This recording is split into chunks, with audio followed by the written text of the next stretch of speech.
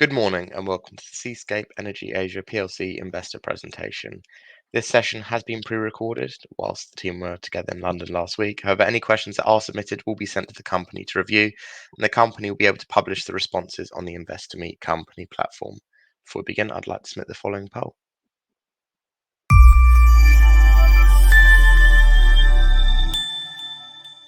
Great, thank you very much, and welcome everyone to Seascape Energy Asia's technical deep dive. Today I've got with me Pierre Elliott and Matthew Chu. You'll have heard from me and to a certain extent Pierre many times before, so I don't think we need much introduction, but Matthew does need some introduction. He is what I would call one of our secret weapons. And really, this is a good opportunity for us to show you some of the talent we have within the company. And Matthew was our first employee into our Kuala Lumpur office. He's a very highly skilled geologist, and he's responsible for a lot of the work that's going on our operated block Temaris, as well as a lot of the work we did on 2A. So he and Pierre are very well placed to tell you all about that. What we want to do today, I'll give a little bit of a scene setter. Then I'm going to hand on to the bulk of this to Pierre and Matthew to talk to you about Malaysia in general in terms of its geology, zooming down on some of the key basins, the Sarawak area, and then over to the Malay Basin in the west, and talk about really the assets we have operated, 2A and Temaris in particular. We'll also give a little bit of a heads up on the DEWA block and what's going on there, so we'll cover the entirety of our portfolio. First of all, Malaysia, we say here it's the right time and the right place. And as we show on this slide, you know, the majors, the larger companies clearly agree with us. It's always been the home for Shell and Exxon. But recently we've seen Total and Eni take big positions here. So, you know, this is a province with some very, very large companies roaming around in it, which gives rise to a big strategic question for companies like us. How do you thrive and compete in an environment where you have these very large, these large beasts roaming around, which we're going to struggle to match their firepower. And I want to come back to that in a moment. But clearly, Malaysia, you know, it has prolific basins, which is what's attracting these companies. It's got a very understanding NOC and regulator, which is fantastic. And one of the big advantages we see in Malaysia is the data access. We have access to prolific amounts of data, which is a huge benefit when you're a small, technically led E&P company like we are. To get that is really meat and drink for us. In terms of right time, well, you know, the demand story, which we're not really going to talk about here in terms of gas at least, is very, very strong right now. You know, you'll see a gas shortage in Sarawak, crying out for gas to go to Bintulu LNG, and over in Peninsular Malaysia, for power generation, they need more and more gas. And right now they're having to import LNG from Australia into Peninsular Malaysia, which is one of the big drivers as to why they want more exploration and more gas on stream very, very quickly. So you have extremely supportive macro backdrop for companies like us to operate in.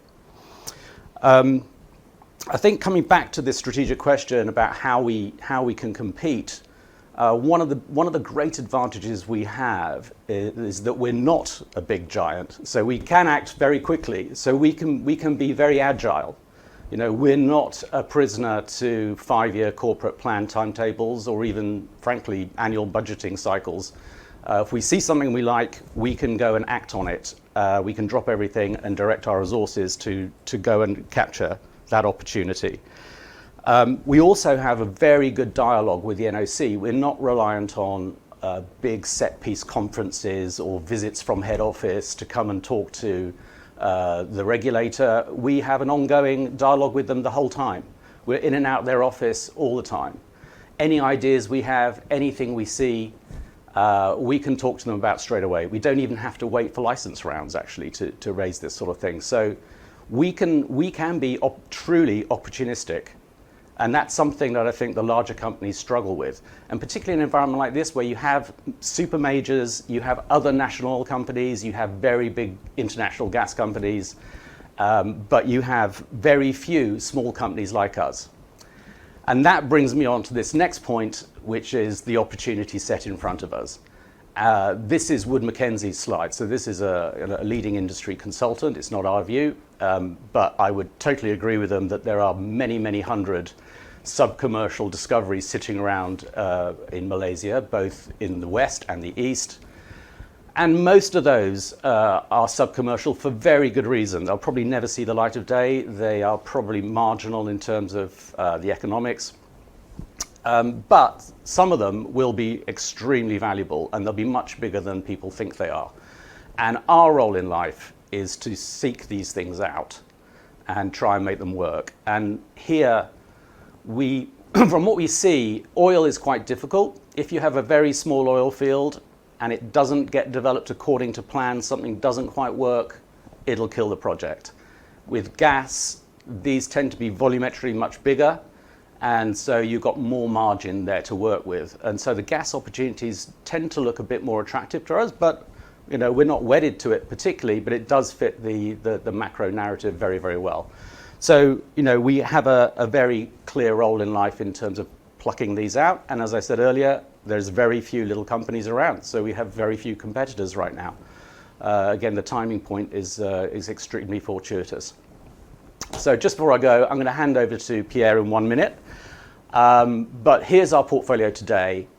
And before we get into it in detail, technical detail, Block 2A, was our flagship. We now have 10% of it. But really, we came by that asset many years ago because we saw a huge structure sitting out in the North Luconia. I wouldn't say that other people didn't know it was there. I think a lot of companies were aware there was a big structure there. But for whatever reason, it didn't get chased until it came up in a license round. And even then, attention was taken away from it and people were looking elsewhere. So for whatever reason, a big dose of perseverance and a lot of luck, we were able to catch it. And the work we've done since, and what you'll see the guys talk about today, we can now put the high quality reservoirs into that structure.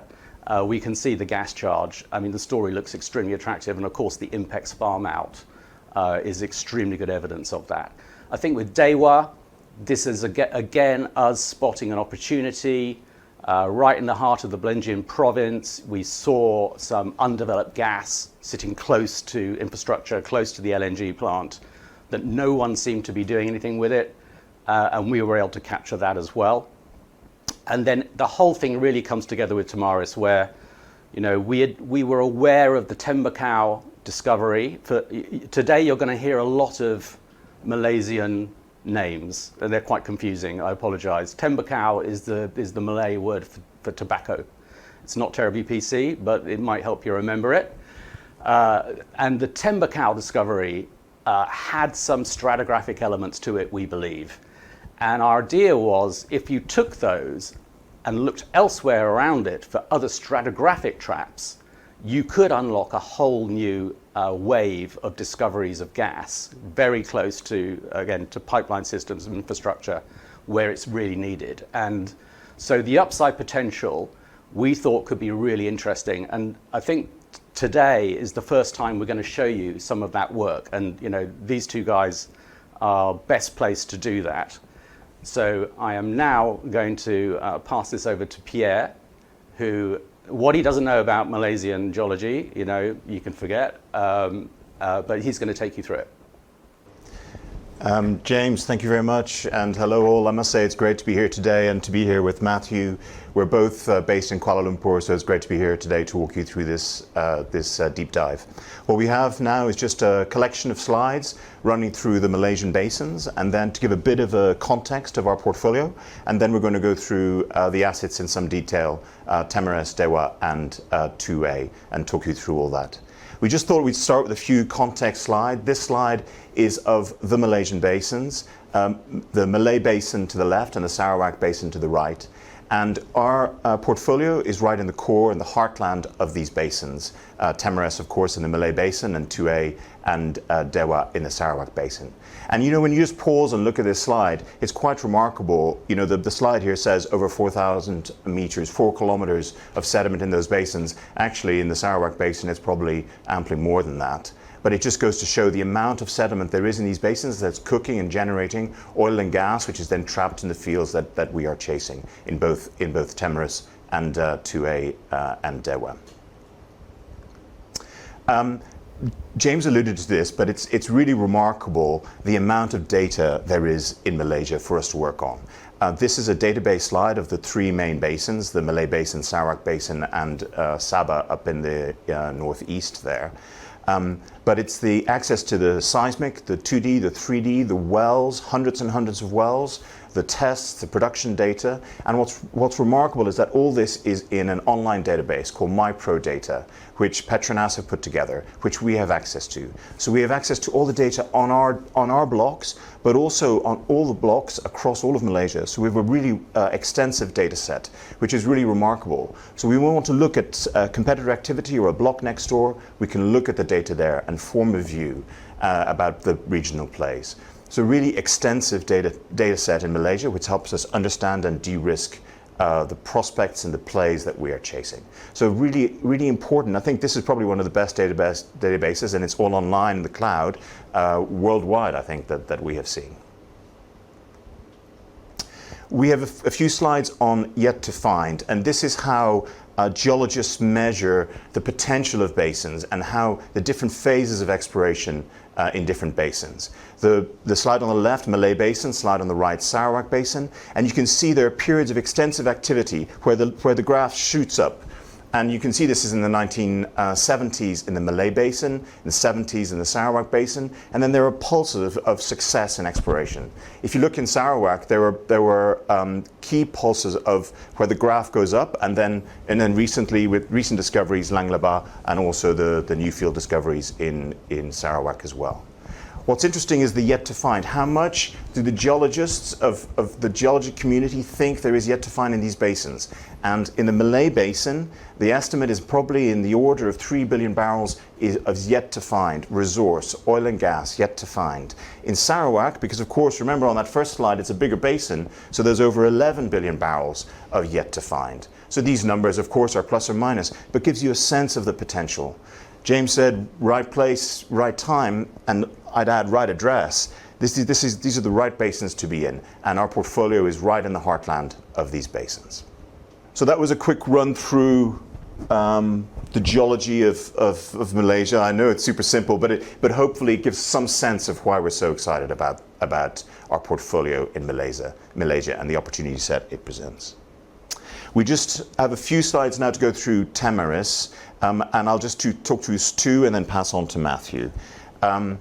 Temaris, of course, is our flagship asset that we signed in June. Very excited by that. The round is part of the 2025 licensing round that was announced in January. So again, the pace and the rapidity that Petronas are working towards issuing these licenses and moving forward with these programs is really exciting. That we can move from bid in March to signing new PSC in June to evaluating today, really exciting, and how fast-paced activity is in Malaysia.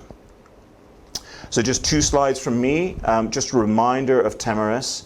So Temaris on the map on the right is the blue box with Tembakau, the field that James mentioned in the bottom right. These were discovered by Lundin, which is now IPC, in 2012 and appraised in 2014. The audit we did in the summer in August with Spruli RCE that we published, if you remember, had Tembakau at about 246. Just shy of 250 BCF, and Mengkuang, the small field to the north, about 30 BCF. So this is 2C contingent resource. So it's been audited by the audit firm, confirming those resources. They've looked at all the data, looked at all the wells. These are stacked Miocene channel sands, and they are clearly identifiable on seismic, and the water is very shallow. So the development costs are low. And all this gas, when it's developed, will go to nearby infrastructure and then back to pipe, the big pipe that you see on the map there on the right, going back to landfall at Kerteh, where Petronas will buy the gas. I think one thing that I think is remarkable about this asset is that the size of the PSC that we have. The PSC is 1,200 square kilometers, and so we not only have to develop Tembakau, but also appraise and explore the large area of 1,200 square kilometers, which is the extension of the Tembakau play across that block that James alluded to.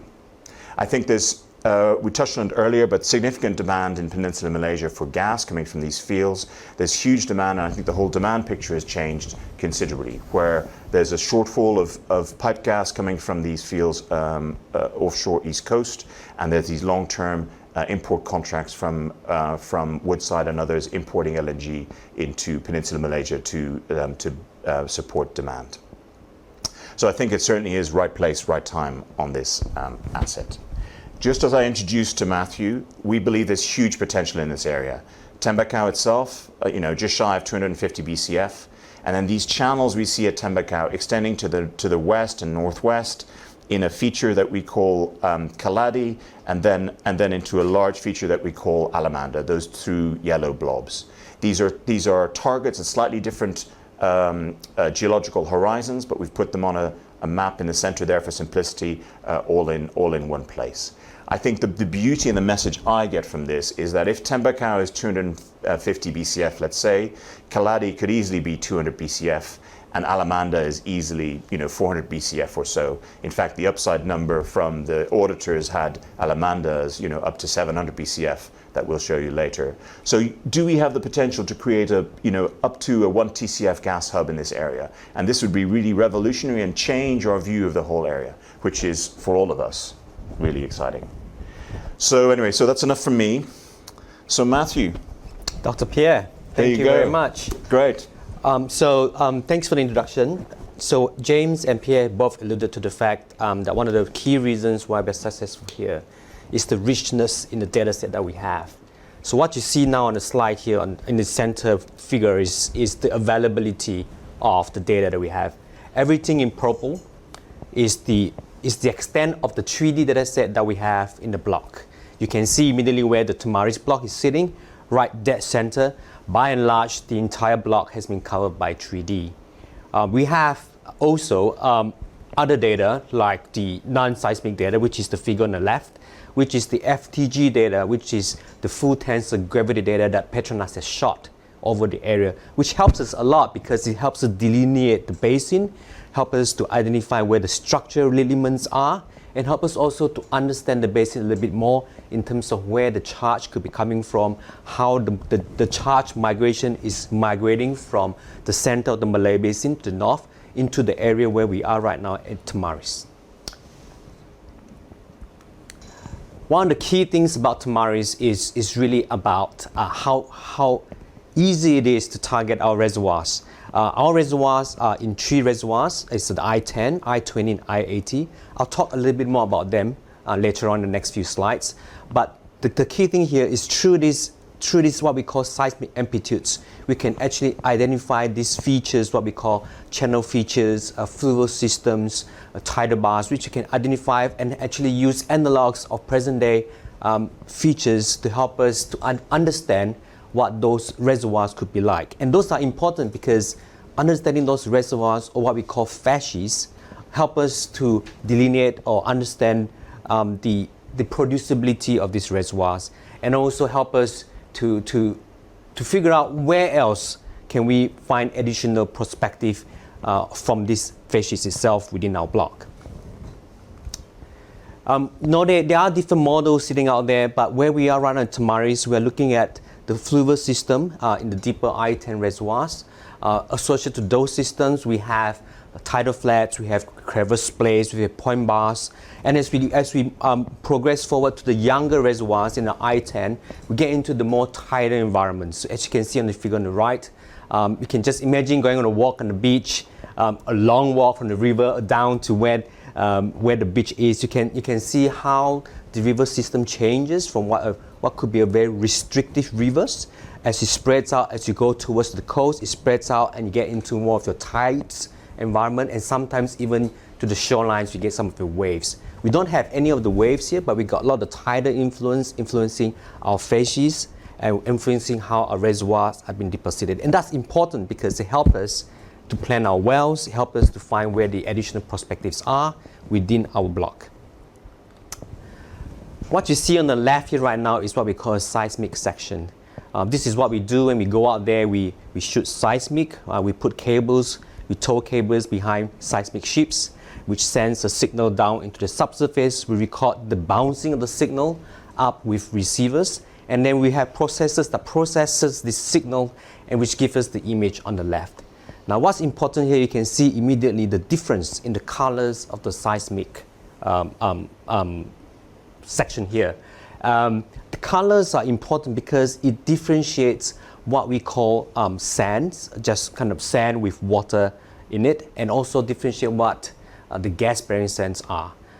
Due to the difference in the elastic properties of water-bearing sands and gas-bearing sands, you will get an impedance, and the impedance shows up with bright colors, as you can see on the side section there. What you see also in the side section are the logs which we acquire when IPC drilled the Tembakau 1 and Tembakau 2 logs, and you can see immediately where you see the inflection of the red bars on the well is where the gas pairs are.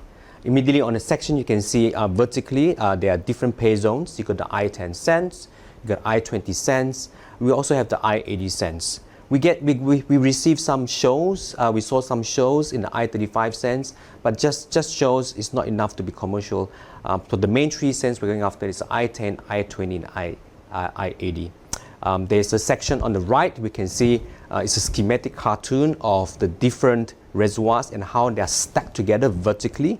And that's important because it helps us to maximize the value of a development by having stacked reservoirs in this Temaris, in the Tembakau field itself.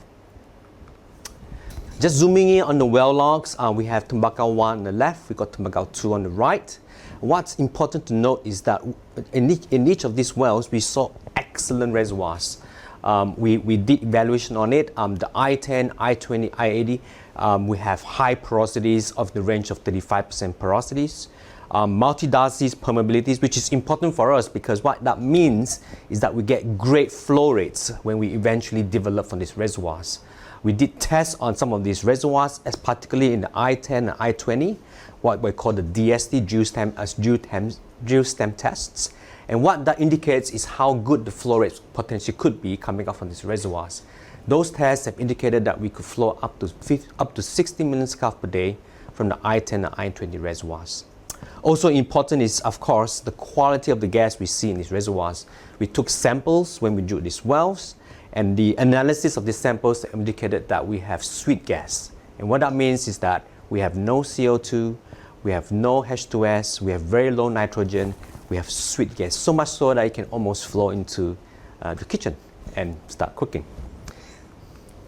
I alluded to the fact about amplitudes, right? We can see amplitudes because of the impedance contrast between gas-bearing sands and water-bearing sands. And that's great for us because you can see immediately what that looks like on the map, right? On the left figure, you can see is the amplitude maps of the I-10. In the center figure is the amplitude map of the I-20. On the right is the amplitude figure of the I-80. You have the inset pie charts, which indicates the volume contributions from each of these reservoirs to the entire Tembakau field, which is up to 200, close to 250 BCF resources. You can see immediately the brights on each of these maps, and that's useful for us to develop this field because the brights tells us where the great quality sands are, where the gas-bearing sands are, and it helps us to maximize our development plans for these fields. I'd like to bring your attention to the figure on the right. Okay, what's interesting on the figure on the right is that you can see the location of the two Tembakau wells. You can see the Tembakau 1 well sitting right in the middle of the figure, and also just south of that you can see the Tembakau 2 well. You can see where the Tembakau well has penetrated these bright amplitudes, and that corresponds to what we've observed in the well logs, i.e. great reservoirs with gas in it. The Tembakau 2, when it was drilled, it did not see any gas in this particular reservoir in the I-80. So we know that because of the amplitude maps you see on the figure.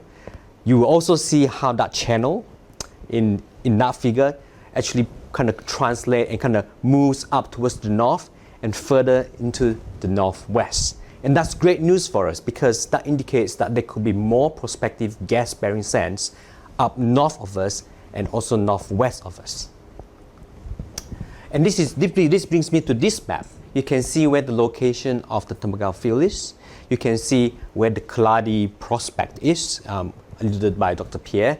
And that was basically delineated by the MP2 maps we see in the previous slide and also in the slide in the center figure here. You can see how it translates itself up to north of Tembakau towards the west, which forms the Keladi structure prospect.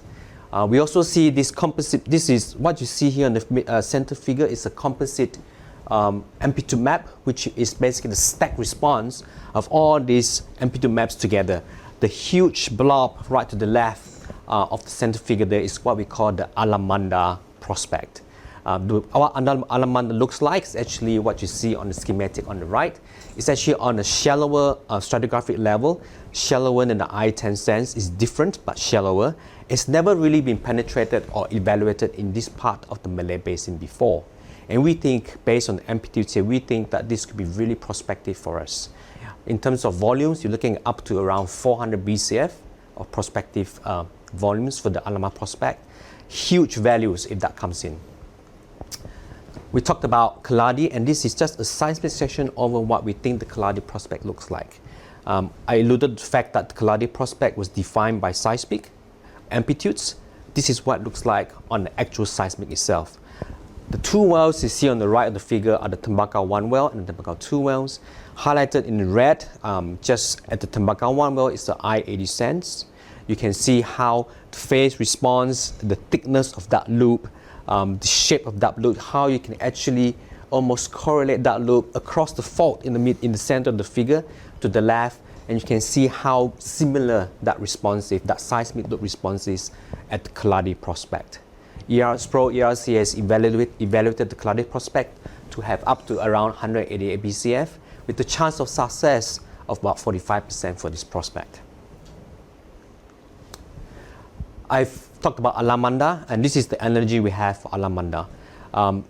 Looking at the amplitudes of Alamanda prospect itself on the right, you can see the extent of this amplitude. It's up to around 66 square kilometers in size.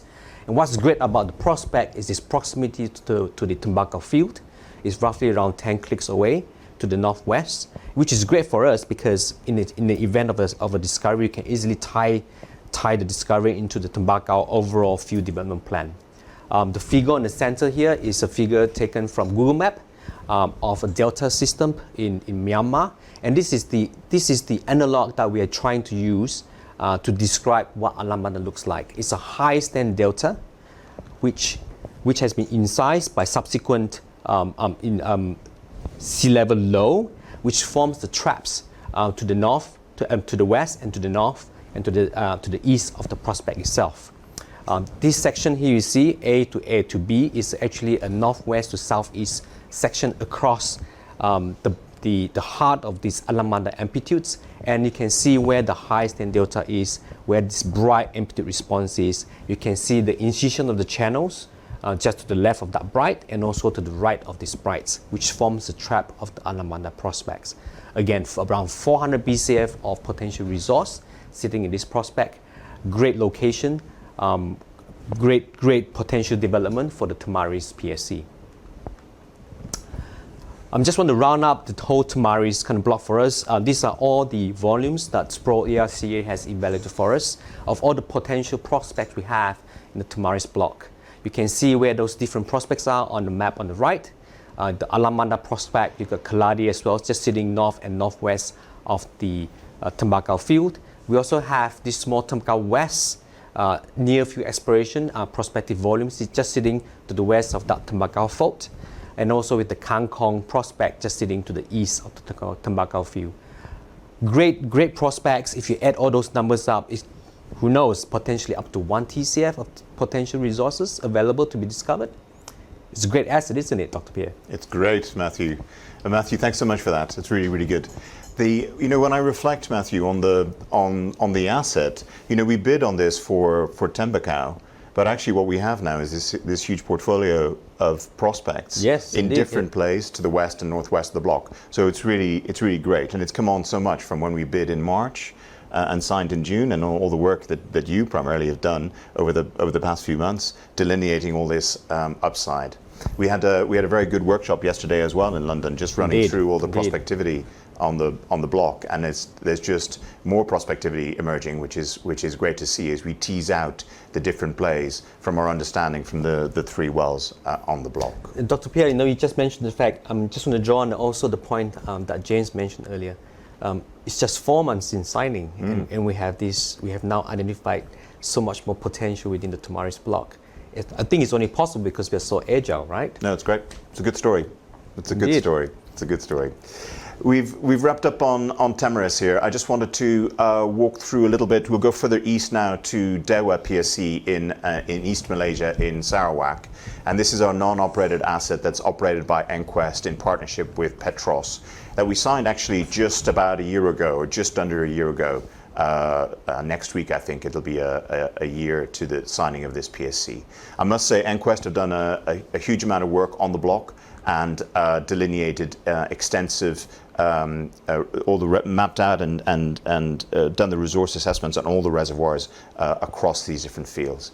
This is a very interesting asset. It's a collection of 12 or so discoveries that were made quite some time ago, and in the late 80s and the mid 2000s. And they're a collection of small fields that were really overlooked, as James said. They were the explorers who were looking at this back in the day were looking for oil pay in deeper reservoirs. And the reservoirs that they found were actually quite tight for oil. It was quite difficult to get the oil out. As they went to explore for the oil, they went through significant gas sands. And the gas sands they ignored at the time because gas at that time wasn't commercial. And these reservoirs are really quite impressive. And I'll show you some examples of these in a minute.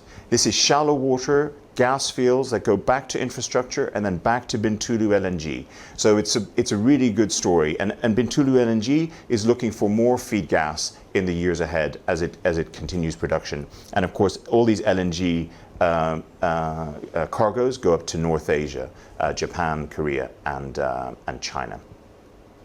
I think what we said at the summer was that the ERC Sproul CPR that we did in August had this at about 330 BCF of resource, 2C contingent resource. From the work I've seen, this is maturing very well, and I think the fields are better than what I saw initially when we put the bid in early 2024.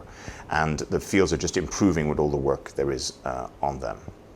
I think we see plateau of about 100 million standard cubic feet per day going into the grid and possibly more. And I think it's testament to all the work that EnQuest have done on this project. We have just a very simple line which I like to show. This is a north-south line across the DEWA fields, north to the right and south to the left. And what I like to say about this is just really simple structures but great reservoirs.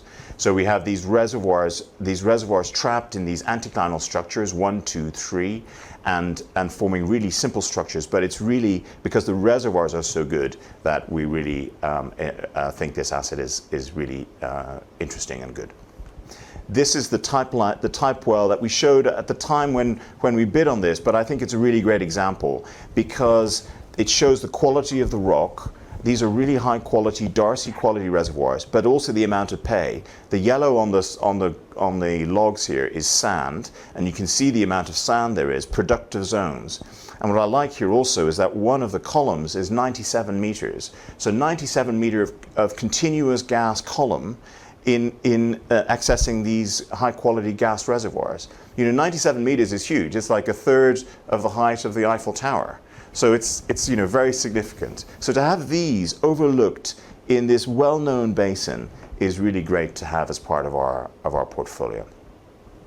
So EnQuest doing a lot of work on this, and of course are the operator and doing great work and progressing this very well. But this is just some impressions from us on the quality of the asset. Okay, with that, I just want to walk through 2A a little bit. A few slides from me, and then Matthew will talk you through the rest. I think a lot of you will know this story before, but we'll just recap this a little bit. I think it's just, and of course we're staying in Sarawak. I think we alluded to the landscape in Sarawak, and I think the map on the right shows how the company landscape has really changed over recent years. Offshore Sarawak in the past, of course, dominated by Petronas and by Shell, very much Shell country. But I think recently PTT and others coming in to Sarawak, and making important discoveries, but also now Total. Total, very important position, and you can see our 2A block and Total coming in with acreage to the north, to the south, and to the southwest of us, as well as to the east, and also Total taking a controlling position in Sabah. So I think there's an awful lot of attention in Sarawak, and the companies that are coming in is testament to that. We have the map of Kertang in the middle there, which shows the size of the structure. It's about 220 square kilometers of closure, of maximum closure, and we put that sitting well inside the M25. I think you've seen that before as a slide. Of course, what's changed through the course of this year has been the operatorship, with the operator now Impex, in partnership with Petronas and Petros, and ourselves with the carried 10%. So I think a really great position on this block and on this prospect, and we just have a few slides to show you through this. I think from all the work that Matthew and I do in Malaysia, I think we see it as very much the largest undrilled structure in Malaysia. I've not really seen a larger one. It's really exceptional that it's not been drilled before, and I'm certainly very passionate about seeing it drilled in due course.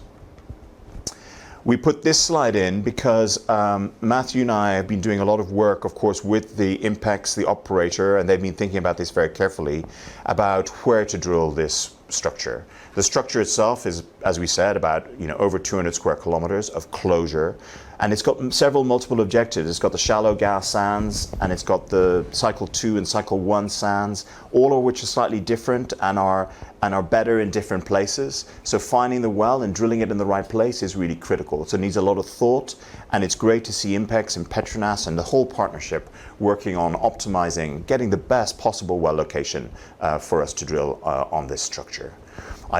We put this slide in because I really like this slide. It just shows how it's a culmination point in the sub-region, and all those brights to the left of the slide there are these coals that are feeding gas from this maturity kitchen up into the structure, and some of the gas escaping in that gas cloud as you've seen. So we think this could be a very extensive structure and with a very significant gas column, and we're doing a lot of work with Impex on the positioning of the well. But let me pass to Matthew now and talk you through a little bit more detail on the structure from his perspective. Thank you very much. I'm also equally passionate about Kertang. We talk about Kertang being potentially one of the largest undrilled structure in Sarawak. There are actually a lot of other similarly equally huge structures that's been drilled in Sarawak over the past few years. You can see on the slide here, 3 of them, for example. The bottom is Kasawari, which holds up to 6 TCF of resource. You've got Lang Lebah, which was drilled by PTTEP, 5 TCF in resource, and Majoram, which is about 2 TCF of resource drilled by Shell. What you can see immediately just looking at this picture, you get Kertang on the left, you can see similarities in the structure. Obviously the scale is different. Kertang is a lot larger, but what you can see is the similarity is the shape of the structure, which is like Kasawari, like Lang Lebah, like Majoram. But what's important actually is what's sitting above the structure. Particularly at the Majoram field, you can see just the bottom right, just sitting above this field is this chaotic kind of signature in the seismic, slightly bright but also slightly fuzzy.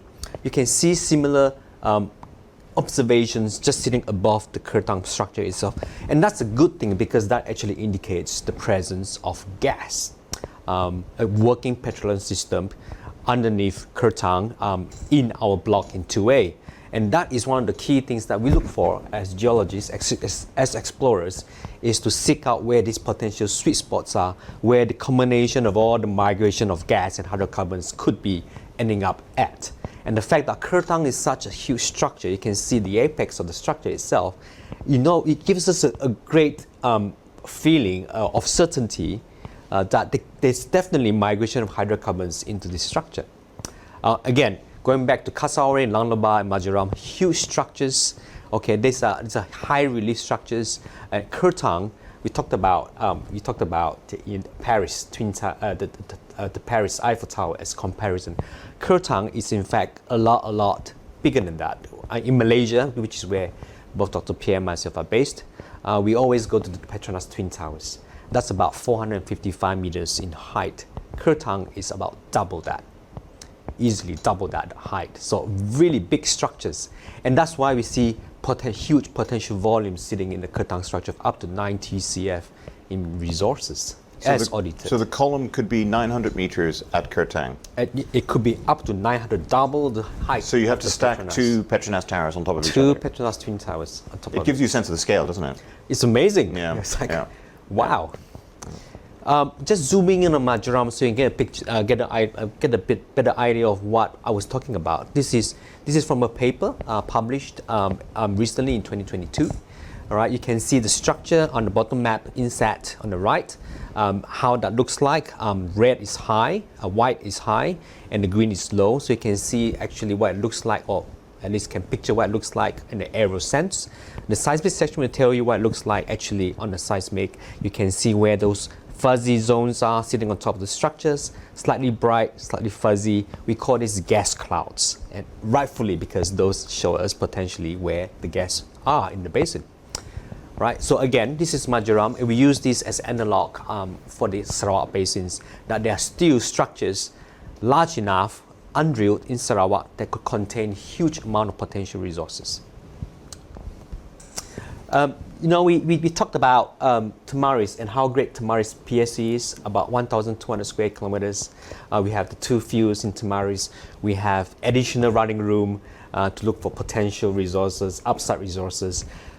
2A is 10 times the size of Temaris. It's close to about 12,000 square kilometers. And we talk about Kertang, Kertang is a pre-MMU play, but that's not it. Because of the size of the 2A block, we have so much more potential or prospective volumes in the block, especially over on the southwestern side of the block. What you see here in the yellow blobs, those slivers of polygons, those are the toe thrust plays sitting just to the south, to the west and south of the 2A block. And those are interesting. Those have been left fallow for a while. There's a few wells drilled in the past by previous operators. You can see just on the map that the tree penetration in this particular place. But with not much success.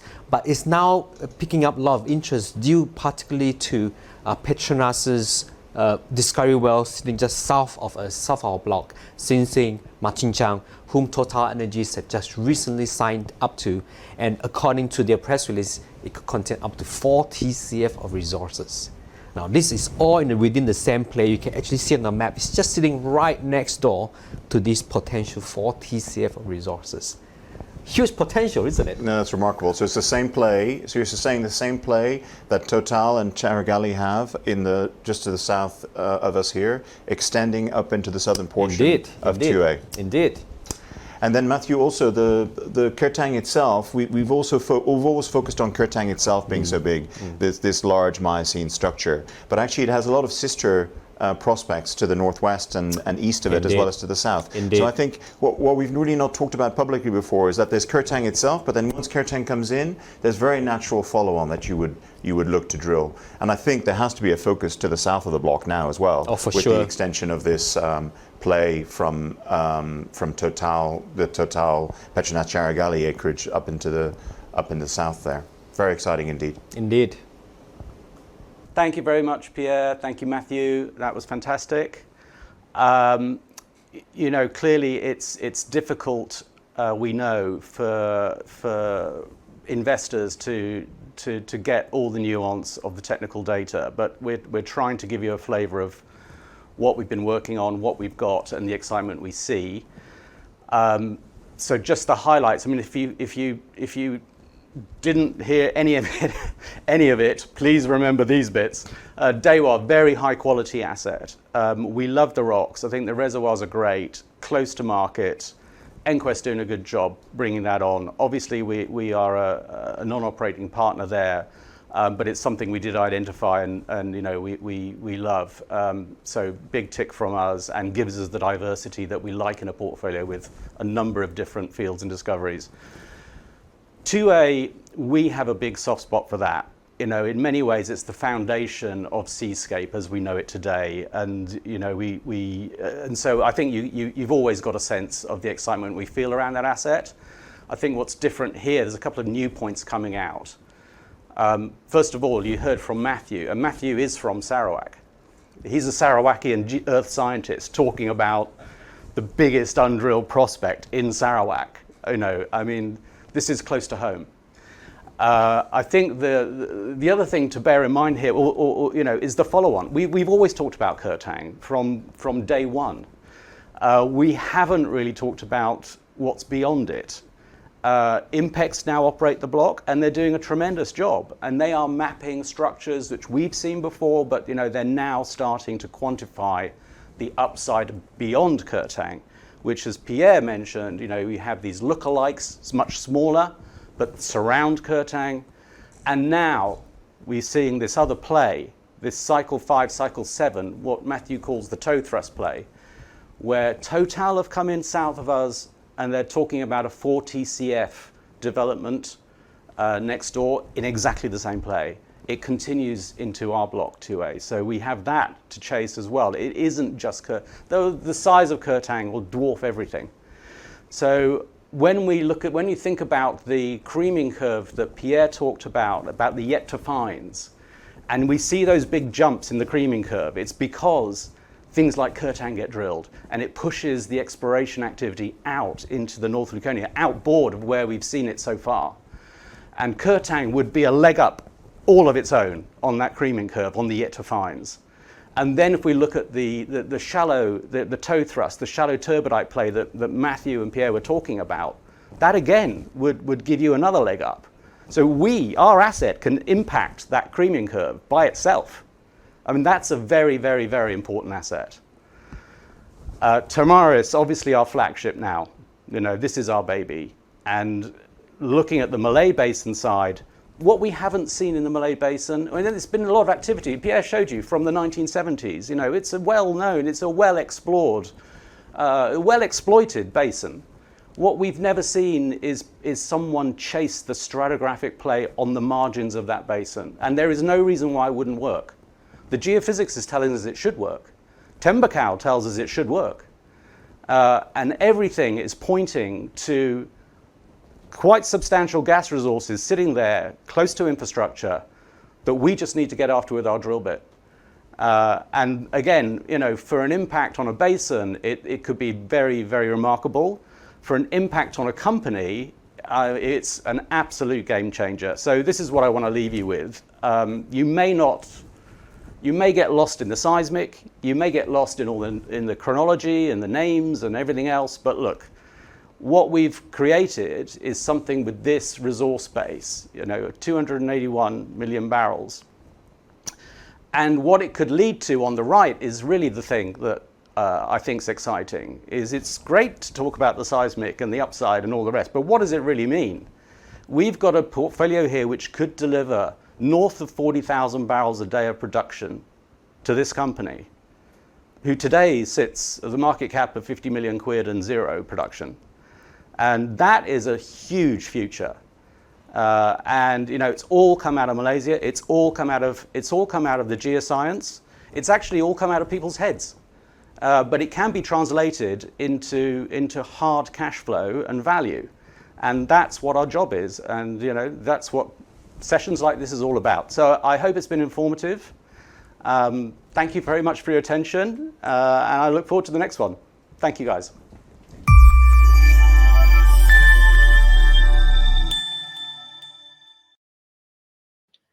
Well, thank you very much for attending today's presentation. Could I please ask investors not to close this session, as you'll now be automatically redirected to provide your feedback, and all the management team can better understand your views and expectations. On behalf of the management team of Seascape Energy Asia PLC, we'd like to thank you for attending today's presentation.